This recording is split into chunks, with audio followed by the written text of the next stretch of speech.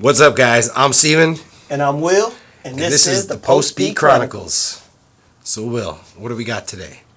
Man, we have an amazing guest for you today. But before I tell you who he is, let me tell you to holla at the gym Chula Vista. Come get yourself right, get your mind right, get your body right. Also, make sure you hit that subscribe button. If you like what we're doing here, subscribe, share, like, all those things. So, without further ado, let me introduce this great guest right here, a good friend of mine, Andre Price. Andre Price, what's going on, bro? What's going on What's with up, you? Andre? Welcome to the show. Thank you. I appreciate it. Thank you for having me. Definitely. So, as always, tell us your story, man. Where you from? So, I am from San Diego. Specifically, I grew up in Southeast, specifically Skyline. That's where I grew up at. That's where I'm originally from. All right. So, how was your childhood? What was it like growing up in Southeast, specifically Skyline? What was that like? That's a good question. That's a good question. Give us a good answer. Yeah, that's a good question because actually, when I was younger, we didn't consider where I was from. We didn't consider it the Southeast.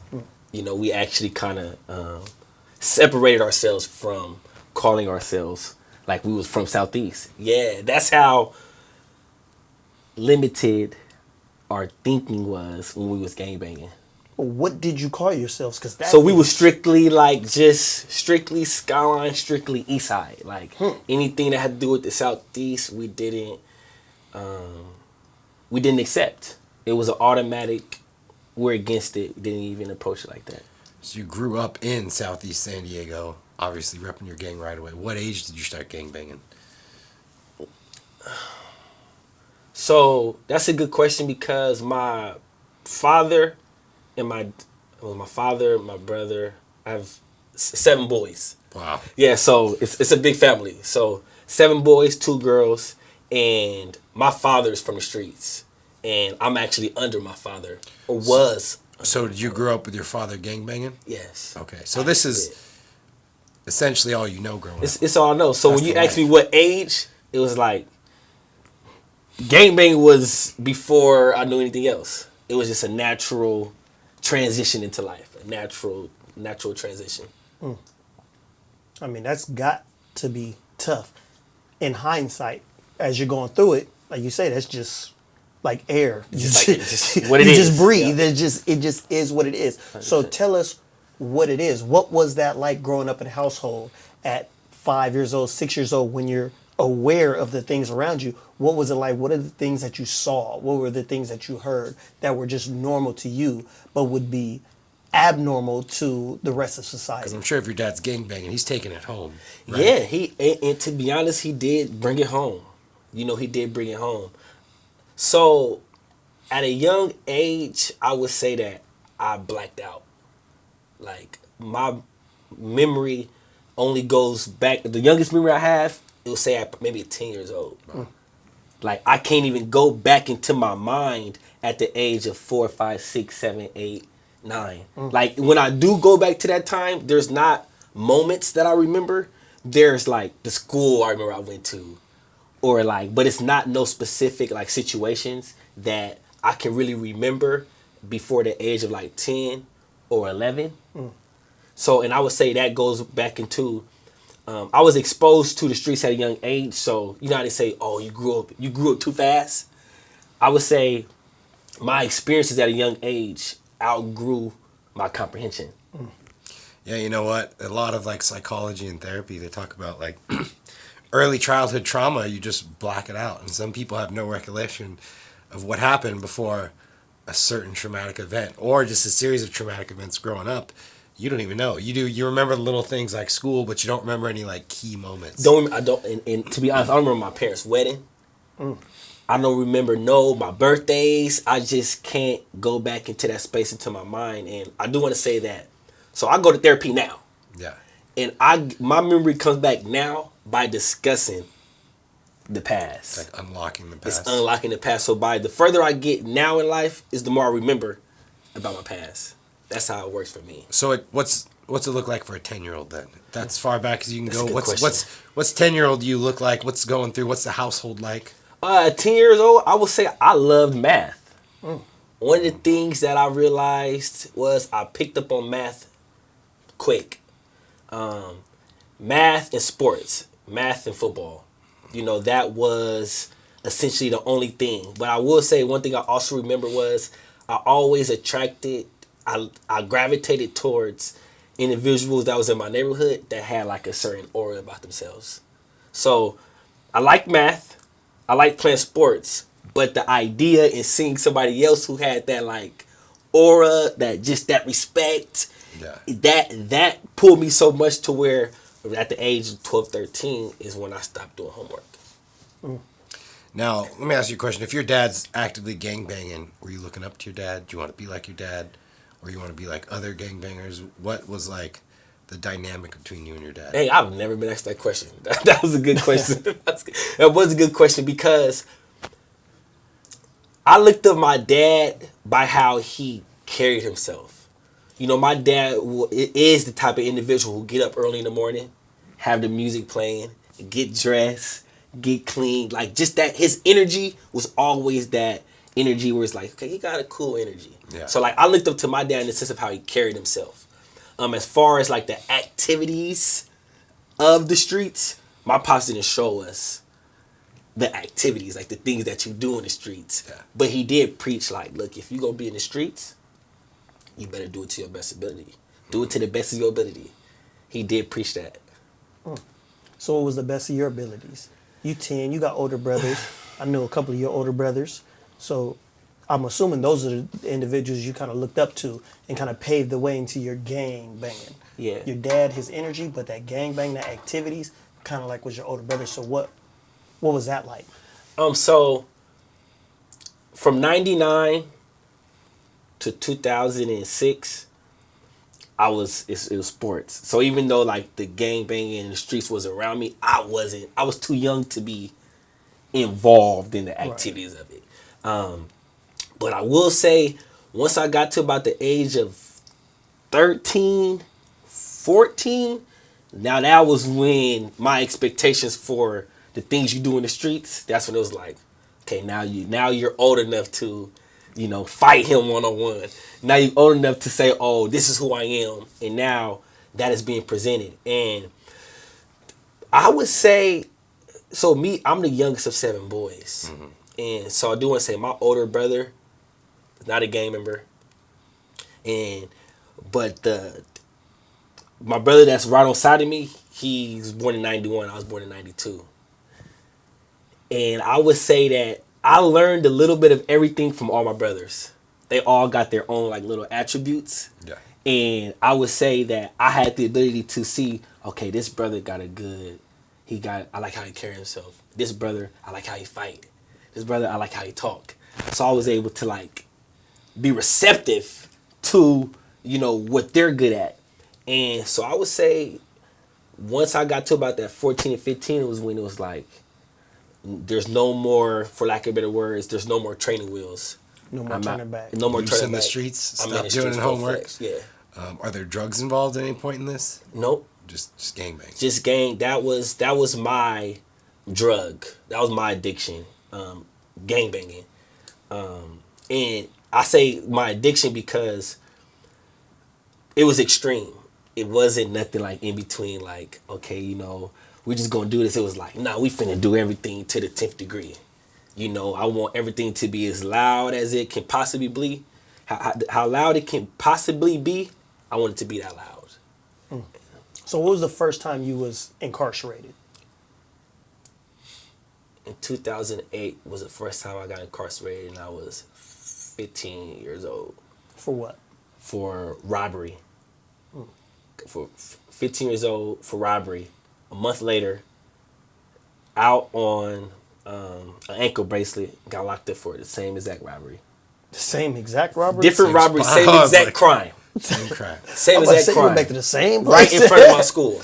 Now, I know you're a kid. Teenagers aren't thinking straight. Brain's not fully developed. You got an ankle monitor on. What are you thinking was going to happen when you're robbing a place? Just out of curiosity. Yeah, I wasn't even thinking. Were you doing other robberies too before you got caught? Yeah, so I was just, at that moment in time, I grew up it's 6 people, so it's 9 children, 7 boys, 2 girls. But my mom and my father is married. They got 4 children in total. And so in my household, it was just 6 of us. And to be honest with y'all, my only income in my household was my mother's. And by my father having other kids, my mom was open to allowing them in. So it'd be 9, 10, 11 people at home on one income. So it's Struggle. You can just imagine how that is. So you gotta fend for yourself and survive. You gotta fend for yourself. You know, mom's doing the best. She's providing that unconditional love, but you got 17-year-olds, 18-year-olds, 14-year-olds, 15-year-olds, just all rowdy, and you gotta fend for yourself. Yeah. You gotta fend for yourself. The food is gone in 5 days because it's 10 people in the house. Man. You know? So, you know, but that's something that others outside never seen. They only see the glitz and the glamour. Yeah. They only know my name. They only know what we're known for. You know, but not knowing that mom's, you know, trying her hardest to uphold not only my 9 people, 9 people yeah. plus my dad. Yeah. Because he on child support with all these kids, so he can't have a job without getting taxed. So what do? I'm not working. You know, so now the load goes on my mom. So anything you want or even anything you need, you got to get yourself. You got to get yourself. Other than like the essential, you know, have some noodles, some Doritos, you know, the 42 bags of chips, yeah. You know, the thing, hot dogs, hot links. Yeah. But if that's gone, then it's bad. It's bad. So let me ask you this: so you went to jail the first time. Mm-hmm. A month later, you go to jail the first time. What are you thinking when you go to jail first time, second time? What's going on in juvenile hall? Are you coming out like, you know what? I don't like being incarcerated, or it's like just like air? I really like to say this. My reasoning mind didn't start to develop until I got in prison. Mm-hmm. I never had that time to sit back and say, oh, I just did this crime. That was stupid. I can get locked up for 2 months if I can get caught. I never had that ability within myself to sit back, separate from the situation, and think on it. That ability, I didn't have. I didn't have that ability till I got to prison. So to answer your question, even when I got out, I didn't think about the crime. It was like, okay, what's now? What's next? You know, sounds like you're in like fight or flight survival mode that whole time. 100%. Yeah. I didn't go back and think, oh man, I just robbed this person. Nah, I didn't have that emotional wherewithal for that. I didn't have that ability to think on that. You know, I didn't. So, because you're 15 years old, you're a child. Mm-hmm. You know, living as an adult, but you're a child. What is your dad? What is your mom? What are they saying when they're taking you to juvenile hall, taking you to court, bringing you back home, and seeing you commit all these different crimes? And what are they saying at this time? So my mom always being the person to say, "Don't do it. Don't." You go as soon as you get locked up, you gonna call your mom and cry. You know, that's what they always say. My dad used to always say this to me. It's so crazy. He used to be like, "All you gonna do is get locked up and call your mom and cry." You can call your mom and cry. So my mom will be the person to be like, you know, don't go to the streets. Don't go rob. Don't go steal. But everybody else was telling me to do it. Your dad included? My dad included. Yeah. Pops is like, what? Let's see if we can get some money out of him. You know, so honestly, it was supported. For me, it was supported. And my mom didn't. But my dad, seeing how all my brothers is, seeing how we are, it was like, okay, look, I'm not finna tell you not to do it. I know you about to go do it. So I'm just gonna tell you better do it to your best of your ability. Goes back to that. And you're just falling in line with what all your siblings are doing, right? 100%. Have they been locked up or gone to juvie at this point as well? So only my brother. So it's a lot of brothers. So yes, one of my older brothers ended up doing time in prison for like a violation or a pistol charge, but like a year or two. And one of my other older brothers, at this time, no, he didn't get incarcerated. I was the second one. Okay. To ever be. But they're all doing it. You just got caught. Yeah. Cause I was a little different than them. Again, I grew up after them, but I was able to see like my older brothers going to high school, so I walk up to the high school. You know, so I would pick up on it just fast and just blow it out of proportion and just do it louder. Got it. So you go to juvenile hall, you get out, you're loud. You know, now you're really active in the streets. Now you're 16, 17 years old. Mm-hmm. What is those activities? I mean, I would imagine it gets a little bit more serious. It's more than just fighting and a little bit of robberies. Well, it got serious, I would say, when I say serious, where it got next level around 16. That was when you start to kind of, now you're around things when, like, that you really see. And for me, I would say, I was released in January. February, I got shot. In February, I got shot in my main artery and I almost died. What age is this? At this age, it's 17. 17. And this was a big moment because when I went to court, the judge offered me, he said, look, I'm going to give you a chance to either go home, go with your grandpa. My grandpa is a retired firefighter, lives in out of town, and he told me I could go and live with him. I told him I didn't want to do that. It's no fun over there.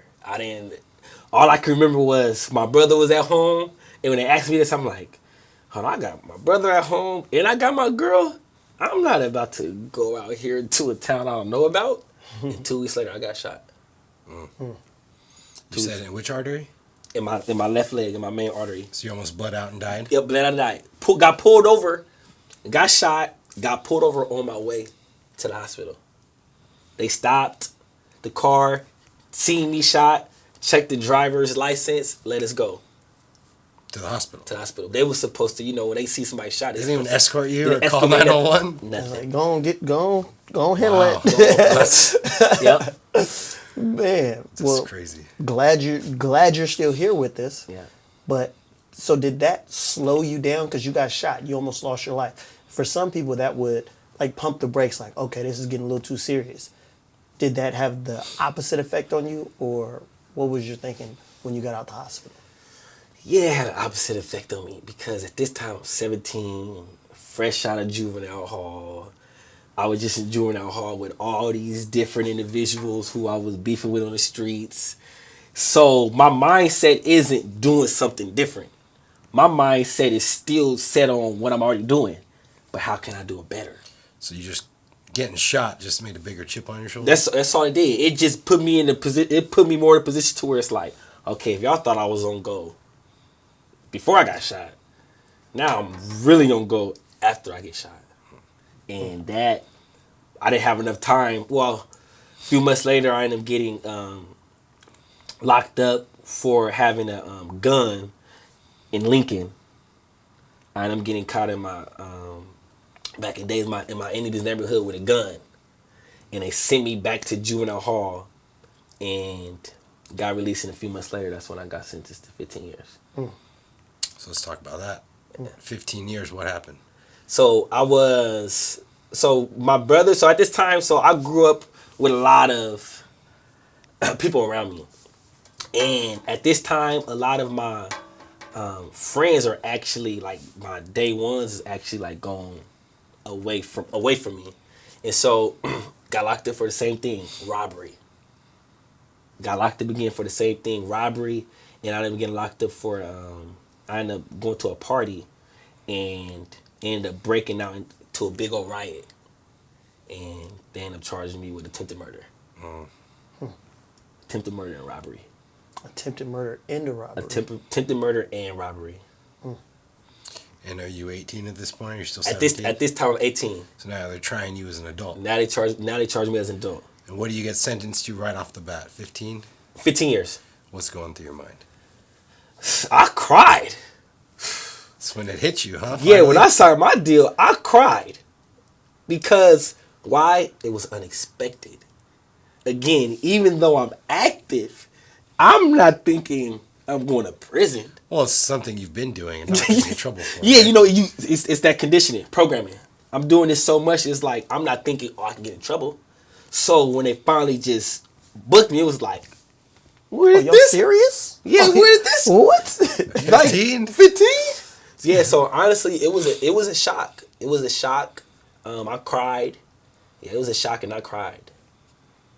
You know, I think a lot of people don't realize that part of it. You know, not just the severity of the situation, but that we're kids at these times. You know what I'm saying? We're actually kids, and we live in life as adults, and we're doing stupid stuff, and we're doing all these things. But once you sit in that cell, once they hang that time over your head, World once you comes like hold crashing up, down on you. world comes crashing down on you. Once you think like, man, I may never go home again.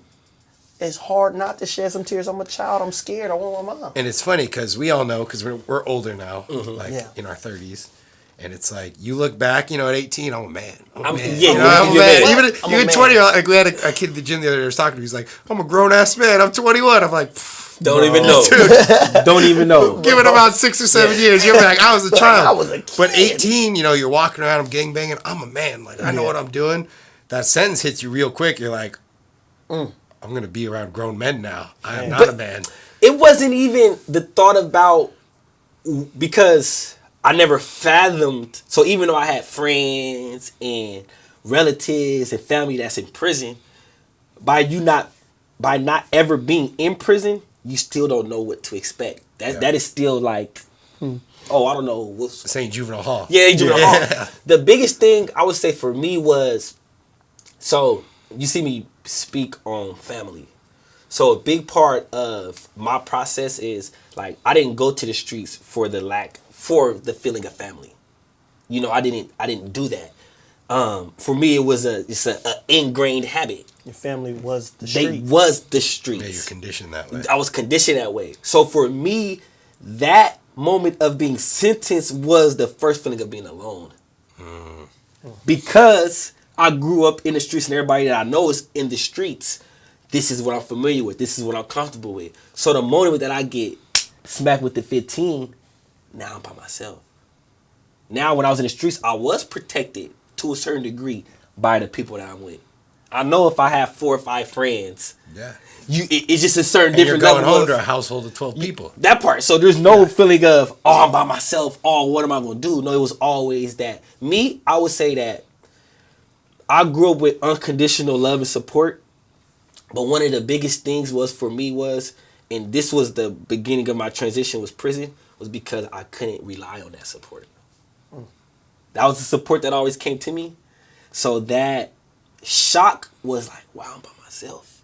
And for me, so I was in the county mine was a short term, like 5 or 6 months. And I ended up getting sent to prison. And once I got sent to prison, I ended up losing contact for like the first 8 months with everybody. My moms, my family, my girl. So just imagine the reception. Reception is where you, after the county, is where you go to before you get sent to whatever prisons you're about to go to. Okay. So it was during that time where it's like you're stationary for a month, 2 months, 3 months, where you can't do nothing. You in your cell and I didn't have no contact with nobody, and that was right there was my lowest low. That was my lowest low. How'd you feel in that low? Was there, sad nights? Did you end up finding some people in there that I'm pretty sure there's somebody that you knew in there? But those late nights, what was those? Tell people what those late nights were like. Man, I remember. So, for me, it was. I can't grasp because I've never been to prison, and I wasn't asking questions to my friends. Like, how's prison? What do you do when you get up in the morning? What do you do? I was asking. What are the unspoken rules? Yeah, what are the unspoken rules? You just kind of like, okay, all the homies in the prison. Yeah. So for me, it was the getting up and not having because I'm not by no shoes. So I still got the state boots on. I'm still like straight trenches, don't care about nothing, playing basketball with my boots on. Like, it was just so uncomfortable because I didn't have nothing to rely on. I don't know what to get up and do. What time we gotta get up? Hey, bro, do I take off my shoes when I go to the shower?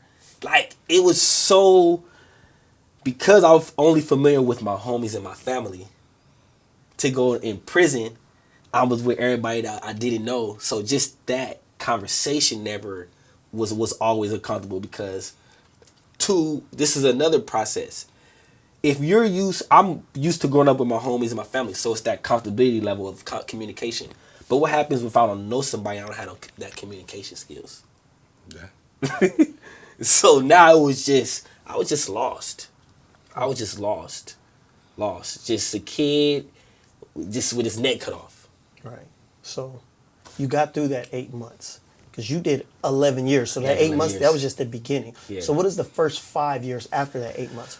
What is your prison sentence looking like that first 5 years? First 5. And when did you make that decision? I want to do something different. I'm going to say the first 5, I couldn't fathom how life was after 15 years.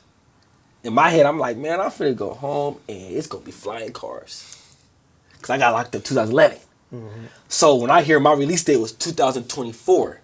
So I'm like, I can't even think that far. And when you're a kid, that's half your life. So think Almost about another, Yeah. almost your whole life. Because you're 18, 15 years is like a whole nother life you're going to be in there. 100%. I would say that I've gained more wisdom in prison because I was grown going through that process. As opposed when I was a child and I was younger, I didn't know, I couldn't identify these things that was going on. So by me being an adult in prison at 18, now as these things is going on, I'm able to comprehend. Now I'm able to critical think. You know? So I would say my first 5 years, I really couldn't fathom life getting released. And so I would say I still had like an identity crisis and I was still in shock. I would say the identity crisis because I was still trying to hang on to gangbanging. Even though I realized, dang, I never really vibed with none of the dudes that I was hanging out with. Like, beyond the politics and the activities of the streets, personally, like, away from all that in prison, it was just like, bro, I can't even be around you. Because the conversations started to take a toll. They started to diverge. So that first 5 years, it was hard. I still had a identity crisis because I was still hanging out with homies. And still involved in that activity, even though I was kind of like, this ain't it. Just going through the motions. I was just going through the motion. So what's the moment where you decided to make a change? How many years in are you? What's Years the in, this is 5 years in, because it was 2016. It was 5 years in 2016 when I got sentenced to, when I got sent to a level 2. But I called him my first teacher. Because even though he had that aura of like, he was a gang member, you could see it on him. When you sat down and talked to him, he was one of the most articulate guys that you've ever met. He was just his conversation was intriguing. Everything about it. And so that was one thing that attracted me to him. Because I was already having these identity crisis. I was already having this identity crisis like, man, I don't like to be around homies because you still propagating that what I'm not on. Yeah. And so my mind was already transitioning. And then I ran into my first teacher and he was just smart. He was just a smart individual that can talk to the COs, to the counselors, to you, and never lose his sense of self. He can talk to anybody, never lose his sense of self. And one day we had a conversation. He said, Andre, you're hypersensitive. You're hyper intelligent. And at this time, I never heard those two words together. I'm hyper intelligent. What do you mean? I literally walked away. I know what hyper is and I know what intelligence is. Went into the dictionary and looked it up. And I would say was when the light bulb went off and I said, I'm finna just follow him. And I would say that was when my spiritual transformation started. Spiritual transformation. All right, so during the spiritual transformation, and you started to follow him and separate yourself from all the negativity, all the, the thought processes and all the conversations started to diverge. Now what are you talking about? Now what are you doing? Now what is your life and your time looking like for the last 6 years? So that's a good one because I thought once you wake up, all your problems are gone. Nope.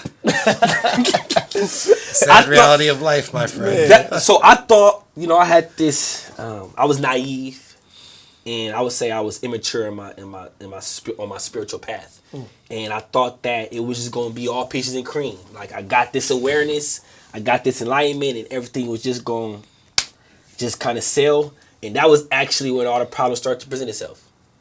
Like now, that's when I ended up getting into fights on the yard. Literally, I started getting in trouble once my spiritual transformation started to happen. It's almost like a test, right? It's almost like a you test. pray to God for patience. He's going to bring annoying people, and you're like, God, I want to be a better person.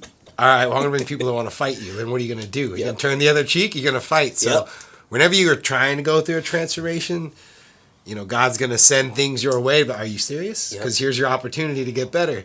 And that's just almost a rule of life, right? 100%.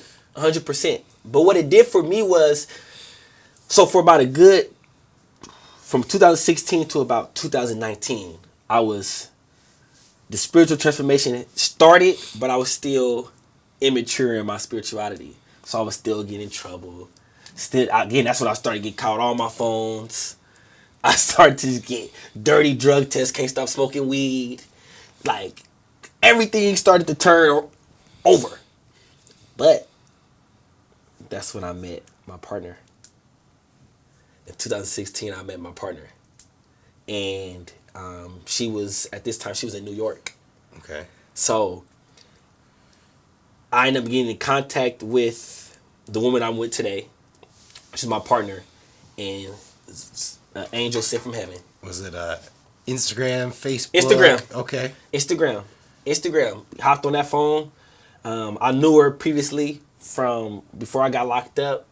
Contacted her. She was in New York into her stylist in fashion and didn't let off the gas. She was shooting you straight or what? She actually did. At first, she was like, all right, because she knew me from the past. So once I got in contact with her first, she was like, I'm not finna write you back. Like, I don't know what you on. I stayed persistent. Finally, she wrote me back, and about 9-10 months later, she was coming to see me from New York. Wow. And where are you? And I'm located at this time in Delano, California. Delano. I'm in Delano. Last place she probably wants to go. Yeah. Delano, California. Ain't nothing going on in You're Delano. going to fly into Bakersfield or Fresno and drive down to Delano? Yeah. Delano, California. So the reason why I bring up my partner is because it's other than my ability to transcend my own path, you can't do it on your own. You can't do it on your own. Up until this time, I had friends that, my family looked out here and there. I kind of fended for myself. But once she actually tapped in and we cemented that, now this is where I say I didn't have to, I got out of that fight or flight mode. Because now my basic essential things is taken care of. The things What are those basic essentials for you? Canteen, being able to get on the phone, just having that person to vent to while you in prison. That Invaluable. is invaluable. And I'm sure she believes in you. That was the biggest thing because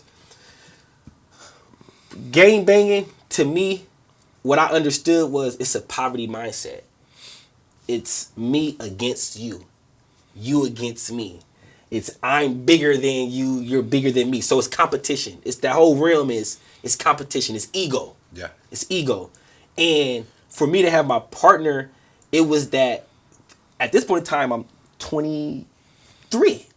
So you can't be 23, 24 in prison, a gang member, documented gang member, and Not be active. Yeah. That is Like, what? You too young to be to earning your stripes, right? you're ostracized. Bro, you know you ain't at the table. Yeah, You ain't. that part. Like You ain't doing you it. have no say What? so. You ain't Like got nothing. not to be young like that. No. Like you're ain't going doing nothing against yet. the grain. Yeah. So at that age, I know who I am as a person. But at the same time, she is the one that like solidify. Like, do your thing. Like, be who you are, where you're at, which is the hardest thing to do in prison. Going against the grain, right? Man. That's the hard, because the belief, it's the Well, and you're gonna face pushback and violence, right? Yep. If you're not going with them, correct? and I can honestly say, despite how hard it was for me internally, I was blessed to not have that pushback. Wow. I actually was blessed to not really have that because I had friends who seen me. So from 2016 to 2019, I was in Delano. I mean, from 2016 to 2018, I was in Delano, and I got sent back to level 3 Solano. I got my partner with me. I literally, as I was transitioning to level 3, I told myself, because what happened was I started to make that transition in that prison, and individuals see me. They was like, bro, I see you pushing, but they already know you is who you is, so this changes, it ain't gonna work. And so when I switched prisons, I told myself something. I said, I'm going to be in charge of how people perceive me. It's like a fresh start for you. It was literally that, because at that point in time, now I got that momentum on. I got an individual who is preaching some knowledge to me that I've never heard, right? And we're also doing, now I'm big, at this time, anything spiritual, I was gravitating towards. I didn't care how it looked. Islam, Christianity, Buddhism, anything that was outside of that norm, let's talk about it. I was trying to get enlightened. I was trying to get enlightened, however it came. Because another thing that I want to highlight is, they're not helping you when you're in prison. To see the brother Will right here moving like this, to see how I'm moving like this, we have to help ourselves. It's called self-help. I actually became a facilitator. So once I got to Solano in level 3, once I said I'm going to change the perception that people have of me, I ended up becoming a facilitator. So, the next prison, when people come up to you, you're just like, nah, I'm done. I don't do that. Is it that easy? Because it can't be it's that not that easy. It's That's not that what I'm easy. saying. It's not that easy. You still, let's be honest. Still got to rep your... You still, I'm still hitting the next prison yard and I'm telling them who I am. Because that's another thing. I wasn't able to go nowhere I can't lie about who I am. Because they know me. But you can define who you are. That's what I wanted to say. When I hit that yard, right, the thing about it was, at that moment in time, it was still a bit uncomfortable to say, my name Andre, I ain't know that. It was still a bit uncomfortable. My name Andre, I ain't know that. Right? But one thing I never did do was I didn't hit that yard and go straight to the homies. I never went to. Because so what happens when you go to a yard? Check in. Check in. Check in, let everybody know who you is, right? I went to that prison, and the people who I knew from my, city, what's going on, bro? What's going on? See if I know anybody, introduce myself. After that, School. Groups. And that's when my friend said, hey, bro, I want to be a facilitator. I never heard what a facilitator is. And he said, we finna have a group meeting. And I went to the group meeting. And I remember everybody got up to speak. At this time, I've never spoken in front of nobody. So I remember everybody speaking. I would never say nothing. And I said, because I'm so nervous to speak in front of people, is why I'm going to take this position as a facilitator. And I ended up passing the test. And about 2 months later, I ended up facilitating drug and alcohol education. Wow. And I started to facilitate groups.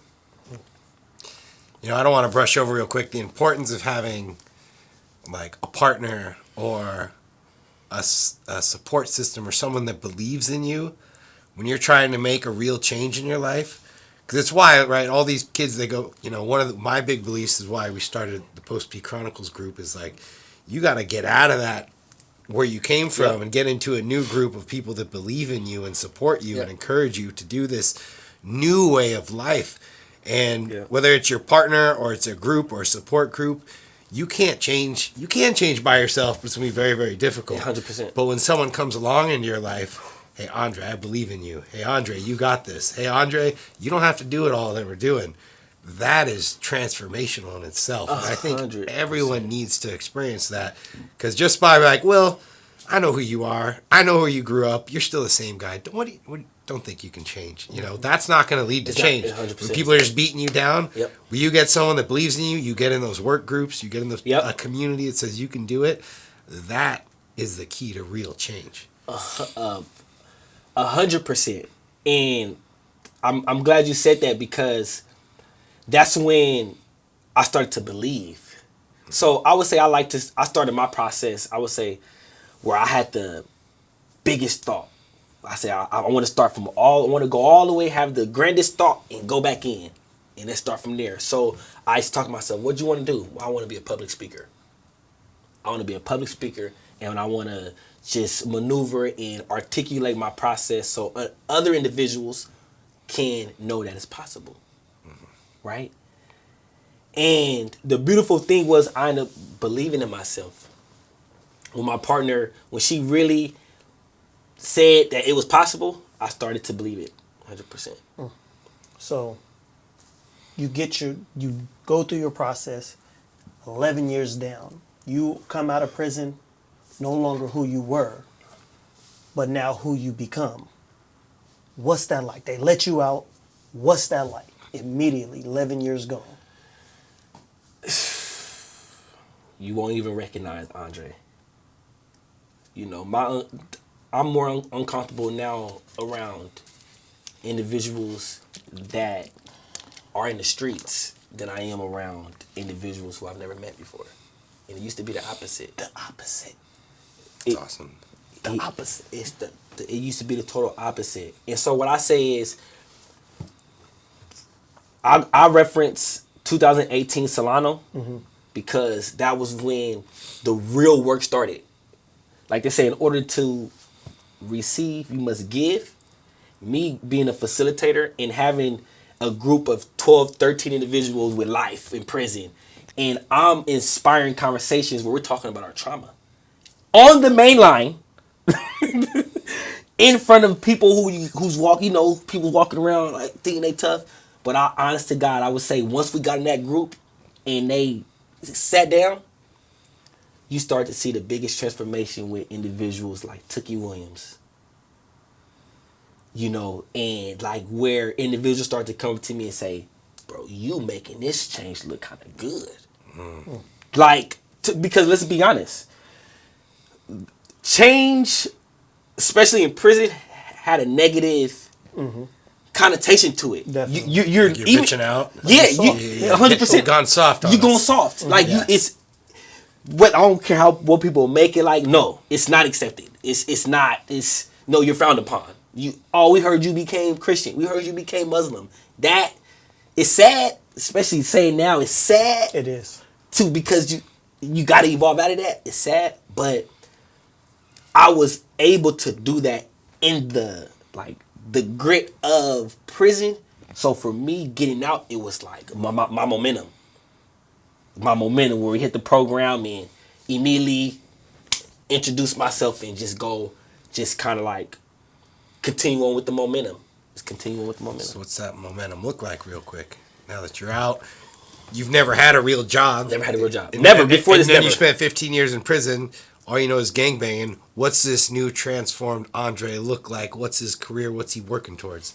So about a year or two before I got out, I had friends get released, and one of the common denominator with my friends getting released was one thing: that light and that spark and that glow that they had in prison, it left when they got out. And I will always ask them, what happened? And they'd be like, oh man, the streets is hard. The streets, it's a lot going on. So one thing that I did was, I said, what is the most practical way for me to make some money going home? Having a felony, being a documented gang member, what is the most practical way for me to reach success? And I said the trucking industry. So what I would do, rent phones. At this time, I already knew I was going home within the next 2 or 3 years. I rent my phone, and for hours on, just study YouTube, study Google, just absorb myself in knowledge. Came home, immediately got my CDL, ended up working for a concrete ready mix company. Prior to that, no, tell them what you did prior to Oh, that. I mean, so Come on, I'm don't going skip too over fast. that. Yeah. Okay, so once I immediately stepped out, went to the program, I ended up working as an iron worker. Mm-hmm. I ended up working as an iron worker. The worst job. That's a physical job. Oh my! Tears your hands up. I got friends that are iron workers. Their hands are like cement. And I came home thinking I'm just about to hop in it and just, start making some money. I lasted about 4 days. I lasted about 4. Hey, iron workers no joke for those. It's people no out joke, there. but I did something that I've never done. I walked away. Got into it with the lead man. Didn't get no training. I told him, bro, I'm not about to do something that I don't know nothing about. Took off my belt, walked away. Ended up talking to my friend. He ended up putting me on a job. I ended up working for App Star. And worked there for about... What was App Store? So it's a processing company. So you have like the Square machine, and so they sell their machines to small businesses. It's a business to business. That was a hard job because I don't know nothing about machines, Nothing about processing technology, systems. yeah. I don't know nothing, but they give you like a script. I already know how to articulate myself. Picked up on with the script. Worked there for about 6 to 7 weeks. Quit. I enrolled in trucking school. But this is an interesting fact. So I went to trucking school for my class A's, it's only a month school, and one thing about getting your CDL, that is a lot of information packed in a month. So in 2 weeks, after the 2-week mark, they ask you, "Are you ready to take the test the next week?" I was kind of playing around, didn't maximize my chance. So I told them I'm not ready for my class A, but I was ready for my class B's. So I ended up getting my class B's.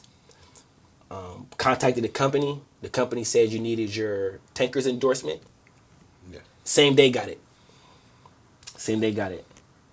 And end up I ended up making it at that company 3 or 4 months out. I was making about $5,000 to $6,000 a month. Nice. $5,000 to $6,000 a month. So I've never said this out loud. So I'm making about $5,000, $6,000 a month. The most money I ever made. Most money I've ever made. I'm manifesting my goals that I put on paper. Now, one of these goals that I had was to start my own trucking company.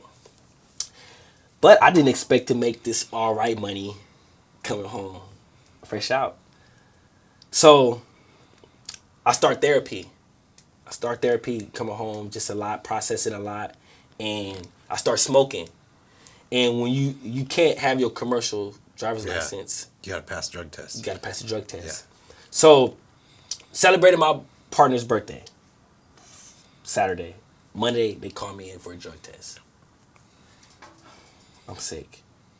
So what I do, I'm like, man, I feel just tell my supervisor, look, is it going to come back dirty for marijuana? I do want to be honest with you guys. It's going to come back dirty. That was a moment that sat me down and humbled myself. But it was one where I knew it could possibly happen. And the same moment while I was sitting in my chair, knowing something was about to happen, that's when I made the decision to start my own trucking company. That was June, and now I'm officially, I officially got my own trucking company. What's the name real quick? Give us a shout out. So it's Priceless Gems, LLC, and I'm a hauling company. We also do moving. If you also have like junk removal, if you guys need to move interstate, anything you guys need when it comes to transportation, let me know. I'll give my contact information to Will, and just tap in with me. For sure. Tap in, for sure. Tap in. So, I mean, for everybody listening right there who says it's impossible to come do all this time in prison and come out and accomplish big dreams, and that you just got to come home and just work a 9 to 5 and just keep your head down and keep your mouth shut and just basically drift through life. You are a contradiction to that. Mm-hmm. You're just getting started. And you're just getting started. So what would you tell them? Before we leave, man, what would you tell them?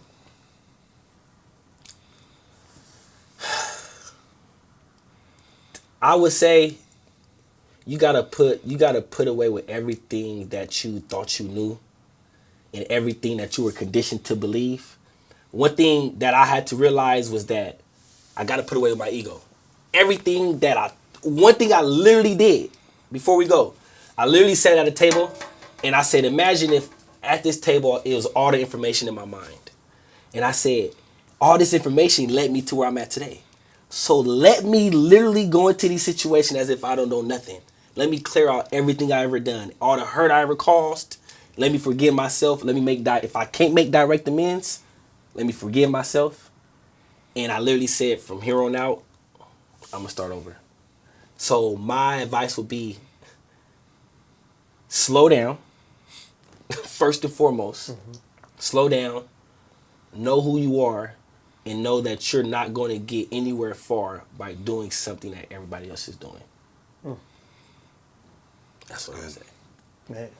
Well, Andre, we appreciate you coming out. Thank you, bro. Before we leave, we definitely want to say thanks, for our sponsors, the Gym Chula Vista.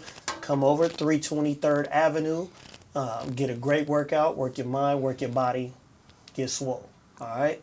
And don't forget to subscribe, to like, to do all those things. Share. If you like what we're doing, share. If you like what we're doing, subscribe. Watch what we're doing. PostPChronicles.com, Post P Chronicles on YouTube, Post P Chronicles on Instagram. Check out Cookie Monster on Instagram, Second Chance Will. We're doing a lot of great things, so I hope you guys stay tuned. So again, I'm Will. And I'm Steven. And this is the Post P Chronicles.